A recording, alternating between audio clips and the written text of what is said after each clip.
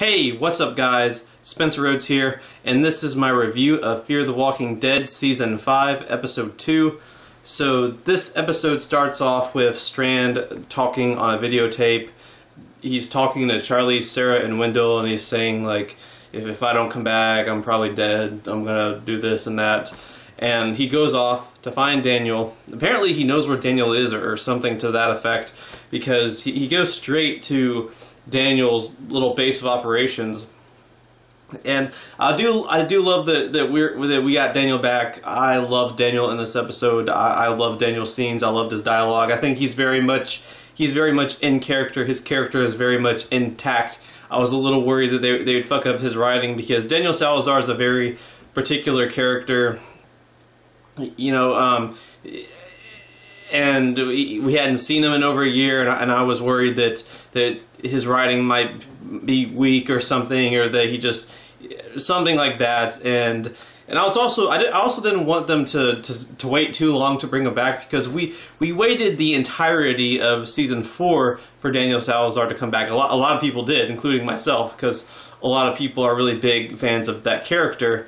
So I'm glad that they didn't waste any time bringing him back.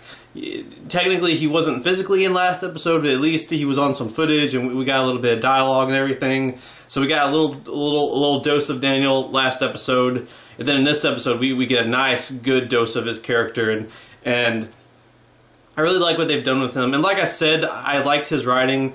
I feel like this is the same guy from the first 3 seasons. And yeah, he's changed. I'm sure he's probably grown a little bit as a person, but he's not badly written, you know. So I'm happy about that, and yeah, I'm enjoying the continuation of the dynamic between Strand and Daniel. We haven't had their dynamic since season 3. So yeah, I like what they did with that. You know, Daniel not trusting Strand makes a lot of sense. I mean, yeah, he has no reason to trust Strand. Strand did a lot of shit to him in the past, and Daniel has never trusted Strand. You know, Daniel sees Strand as a snake, and you know, he told Strand at the end of this episode, even if you're trying to do the right thing, even if you're trying to save people, help people, you're just going to cause bad things to happen. So that was interesting. And Daniel's got a pretty cool setup. He's got like an entire warehouse, an entire facility. He's got a cat named Skidmark, and that's very true to his character. Daniel is a survivor. He survives no matter what. He's lost most of his friends. He's lost his entire family, and he still survives. That's his character. So I was very happy with what they did with him in this episode. From the way things ended with him, I guess there's a chance we won't see him again next episode. Maybe we will, maybe we won't. Maybe we'll see him in episode 4. Maybe we'll see him in episode 5. But I wouldn't be shocked if we went an episode or 2 without him, just because of the way they ended things. You know, he's alone again. He doesn't want to get involved. He doesn't want to help Strand. He doesn't believe in Strand. So we might not see Daniel next episode. But, you know, that's okay. That's okay. We might get Dwight next episode. So we might need to have the story focus on that for a little while. I don't know. But yeah, this was an okay episode overall, I would say. It definitely has some issues. It definitely has some plot holes, some weak moments. Fear the Walking Dead is strange for me. I've always been a really big fan of the show. Even in season 2, even with some of the weaker moments, I still enjoyed it. And I think a part of it is I really love the characters. I love a lot of the characters. And I'd say right now in Fear the Walking Dead, there's more characters that I'm really, really emotionally invested in than there are in The Walking Dead. And The Walking Dead had a bunch of characters that I loved, like Tyrese, Herschel, Abraham, Beth, Merle, but they just killed them all off. Either they got killed off or they left. I loved Morgan, but you know, he left. He's the main character of Fear the Walking Dead. As opposed to Fear the Walking Dead, where there's a lot of characters I am emotionally invested in, and they're still alive and everything. So there's just a big reason for me to keep up with the story and to be invested. But at the same time, there are a lot of issues, and I know there are a lot of issues, and there are a lot of problems. and plot holes, and I understand a lot of the criticism. You know, I understand you're right. I mean, you're right. There's definitely some issues. There's definitely some problems. It's just that I'm not going to pretend to dislike something that I like. If I like it, I like it. You know, life's too short to pretend like I don't like it if I like it, you know? It's like with the Star Wars prequels. I like the Star Wars prequels. Sure, you know, I walk out of my front door every day worried that someone's going to shoot me in the face because it's public knowledge. It's not a deep, dark secret. I am open about the fact that I like the Star Wars prequels. Every day is just it's just life or death, you know. Some crazy hater could just shoot me in the head because I'm honest and I'm open about it. But, you know, like I said, I'm not going to pretend to dislike something that I like. And I do like this show, and I do like these characters. There's plot holes, sure. And I want the writers to get their heads out of their asses and start making more logical sense out of this stuff. Because when Fear the Walking Dead doesn't make any sense and it has a bunch of plot holes, that hurts The Walking Dead's image, because they're supposed to take place in the same world. So The Walking Dead takes place in the same world as a show that keeps breaking the laws of physics and breaking all these rules and having all these things happen that don't make any sense. It's a mess. But I thought this episode was okay, and there's still 14 episodes left in this season, so there's still a lot of time for it to get better and better and stop having plot holes. Hopefully the writers get it together. I don't know. I really want to like this season. I really want to like this show. I just want the writers to, you know, throw me a bone and stop having all these completely illogical things happen. So, okay, the radiation. Let's get to that. So apparently there's this new character named Grace, and she used to work at a plant, and she feels guilty because she kept trying to keep the plant going even after the outbreak started, and that was a colossal failure, and a lot of people at the plant died, most of them, all of them. So she's made it her mission to redeem herself by, or to repent by killing them. Killing all the walkers of all the people that she knew, all the people that she worked with.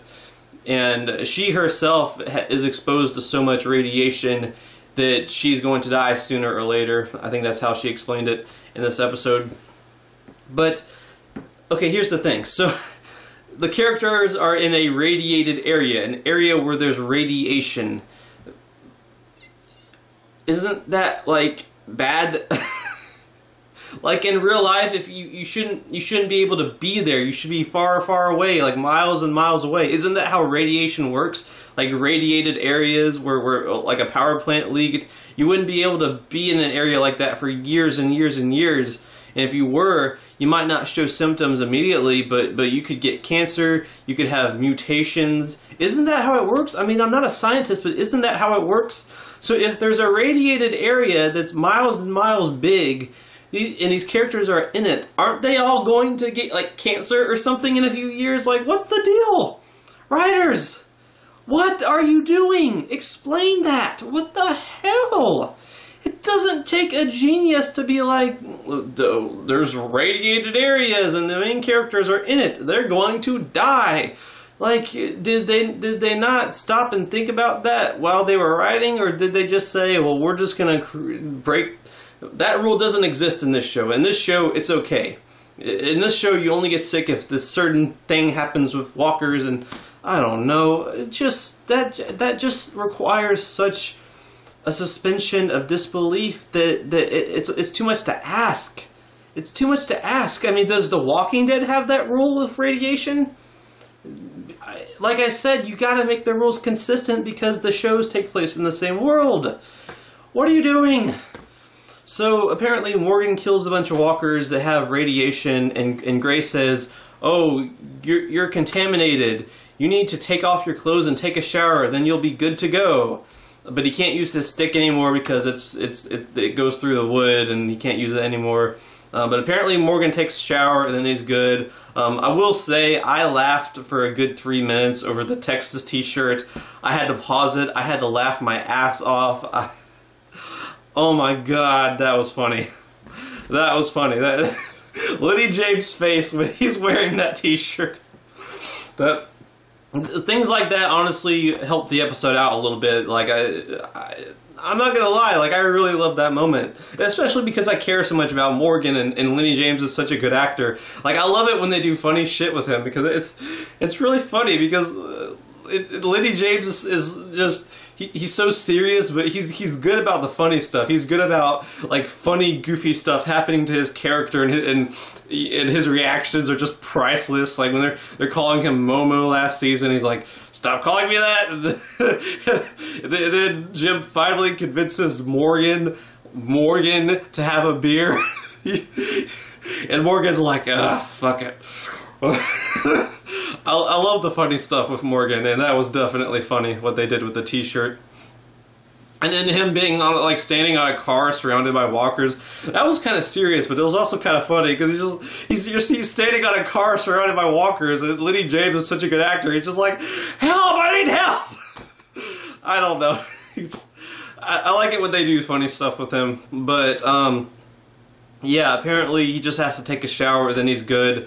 But then Alicia kills some radiated walkers, and Grace tells her not to, and she does it anyway, and Grace tells her that she might be sick and she might be contaminated, and there's nothing they can do about it because I think Grace is out of water or something, so Alicia might be screwed. I don't know.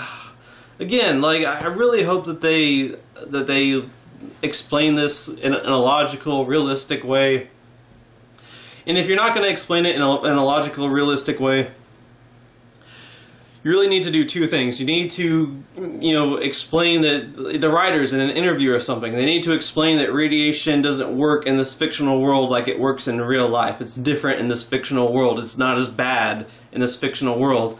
And they need to make sure that The Walking Dead follows the same rule. I think they had some radiation in Season 8 with the walkers, but that wasn't a huge deal. It was just like a backstory exposition type thing. So they didn't get too much into how radiation works.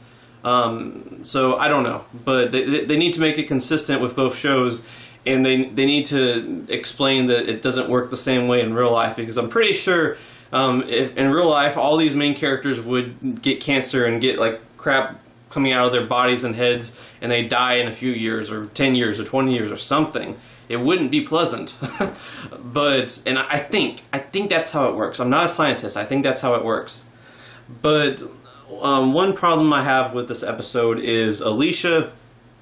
I gotta say, I'm getting a little tired of Alicia being mopey and sad and depressed. It just seemed a little tacked on in this episode. Like, it was there for the sake of being there. Like last episode when everything was going to shit and Luciana got injured, when the kids did not want to stay with them, when they crashed a plane, when they were lied to, and their building got taken over by the villain, and Alicia was upset and she argued with Morgan. I understood that.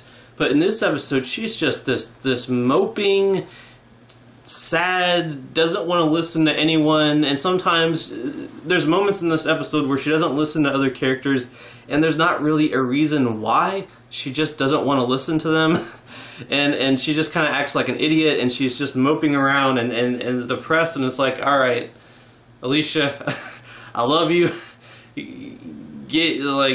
just stop being all mopey.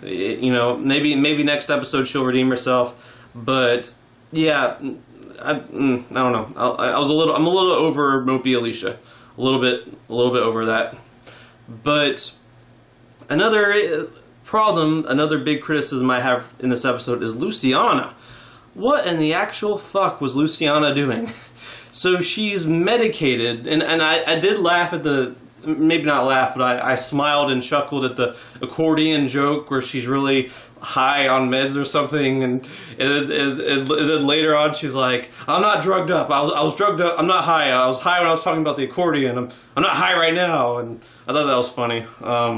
But then she just does this really stupid thing where she leaves the building. She really just needs to rest and recover, but she leaves the building that she's in, and she finds a bunch of walkers, and she attempts to shoot them, which of course she fails at because she's medicated, and then she can't see, which is a little convenient, and it's like she's shooting at them, and it's like, how many bullets do you have? How much ammunition does everyone have? Do these characters have? Because it just seems like even if she had killed the walkers, which she didn't, she was wasting bullets. She was wasting ammunition. All she had to do was go back in the building, and she would have been fine, and everything would have been fine. And June or John or Alicia or Morgan, whoever could have killed those walkers. It was just a few of them, like 4 or 5 of them. They're not going to do that much damage. You don't need to be half drugged, going outside, shooting at them, missing them, almost dying. It just seemed so stupid. Like they were trying to force it so bad, and I didn't like that. I didn't like that at all. But we don't see Alicia again in this episode. We haven't met Dwight yet. It could have been Dwight that was the one that knocked out. Or, did I say Alicia? I'm sorry, Althea. Althea. We didn't see Althea again. It could have been Dwight that was the one that knocked her out. I don't like him for it. It's either a new character, one of the helicopter people. It could be Troy Otto. I mean, it could be. It could be. Hopefully it will be. It better be. It better be. It better be. But I'm just kidding. But it could be. There's a chance. I really thought it was going to be Grace, but we know it's not Grace. It's confirmed that it wasn't Grace. I was really all about it being Grace that knocked out Althea, but it wasn't Grace. So it's either Troy Otto, Dwight, or a new character, or one of the helicopter people. And I don't know if it's the same person that put the decapitated walker heads high up on the sign or whatever. High up. I don't know if it's the same character. Is this the major villain? Is this someone giving them a warning? Is this someone that just wants to be left alone or has their own motives? Is it Troy Otto? Is it Troy Otto? By the way, it should be Troy Otto. I don't know. It could be anyone, but I'm surprised that it's not Grace. I still don't think it's Dwight. I just don't like him for it. We know how Dwight comes back into the story. He comes out of the shadows, and Morgan and Dwight say each other's names. I think that's how we're going to see Dwight again. And why would Dwight knock out Althea? What would he possibly want with Althea to knock her out? And yeah, that just doesn't make any sense. That doesn't seem like his character. I have a feeling that Dwight's on his own. He's on his own. He's still looking for Sherry. Why would he knock out Althea? So, I don't know. Another thing, I'm a little tired of Althea, bad things happening to Althea. There's always something bad happening to Althea, and Althea gets separated from the rest of the group. That happened in the penultimate episode of Season 4. Something bad happened to Althea, and Althea got separated to the group. 2 episodes later, in the premiere of Season 5, something bad happens to Althea, and Althea gets separated from the rest of the group. Why do you keep separating Althea from everyone? Like, give us a break from that. Don't have it happen twice. And I was willing to let it slide last episode because I thought we'd instantly find out what happened in the next episode. But we didn't. We're still, where's Althea? Where's Althea?